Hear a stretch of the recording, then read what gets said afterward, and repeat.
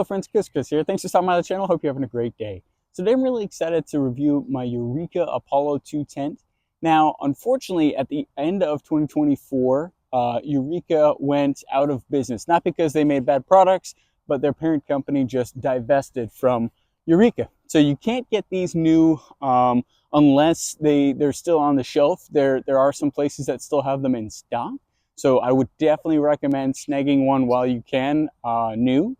Or even lightly used. These last forever. I've had this one for almost 20 years now, and I've spent more nights in this tent than any other tent that I've ever been in. So this is a fantastic model. It is an Apollo 2 for a two-person tent. However, I do recommend just one person sleeping here. If you spend any time in a tent that is designated as two persons, you better really like that second person, because you're going to be probably touching them in some way all night. So a few things about this, and then a few things about single person tents in general. What I really like the most about the Apollo 2 is its construction, its setup system. So you have two external poles, that's it.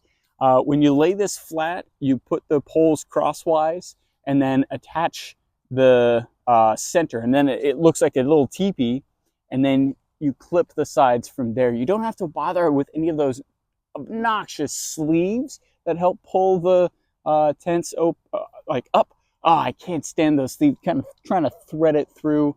So this, I love the clip system that they used here, which is why Eureka and these Apollo tents, they've been around for over 50 years before they finally closed shop, because they make a good product. Now, I can get this up in about a minute. When I started out, it was like 5 minutes. So it's so fast, and it's really easy. However, you do have to make sure to put it up all the way in order for it to be an effective tent. What I mean by that is it has a built-in tarp, so you don't have to add any other rain protection, which it is raining right now. So, but I know this tent will be fine. And I love that. You don't have to put anything underneath. There's no additional tarp. It has a built-in tarp on the bottom, so you won't get wet from the bottom up, and you won't get wet from the top down, because it's already waterproof. It has a tarp built in. Love that. However, it has some of these flaps, and that's what I mean by setting it up completely. So you have to pull all these flaps out, and you have to stake them down so that your waterproof tarp doesn't lay flat against your mesh for breathability, because then that will soak through the mesh. So here you have this front tarp, and I'll take a look at that in a second. But here on the sides, you have some airflow, which is protected by this tarp flap. And then in the back as well, back top, you have a more airflow for circulation that's also protected by a tarp. So those are fantastic. Three sides for that airflow. When you are in here, it is really nice and comfortable. So coming into the front here, what I love is this little vestibule or foyer, depending on how you pronounce it. This area here, I would use this to keep my shoes or some other items dry, maybe an extra pack or something, maybe things that I need to run out and go to the restroom in the middle of the night, like a flashlight.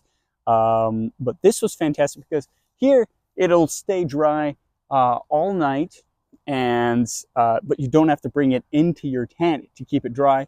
It's so fantastic because it's a great feature. And as you can see here, you have a large mesh for keeping mosquitoes out and breathability, and really easy to get in and out of. You have two-way YKK zippers, and then just a fantastically comfortable tent that'll keep you dry but have airflow. I can't recommend the Eureka Apollo 2 enough. I'm gonna have to leave it out here as it rains, but I hope you found this interesting and would definitely recommend trying to find some of these last ones while they're in stock.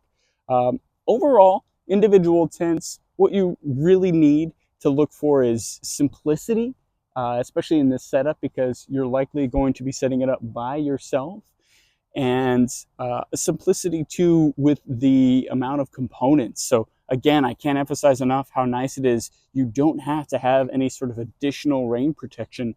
This will be fine. I'll leave it out here in the rain and then I'll let it dry out before putting it back, and it'll be absolutely fine. But that simplicity and minimalist,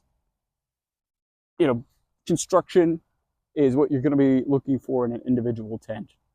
Thanks so much for stopping by the channel. I hope you have a great rest of your day. Semper Paratus and Coast to Chris out.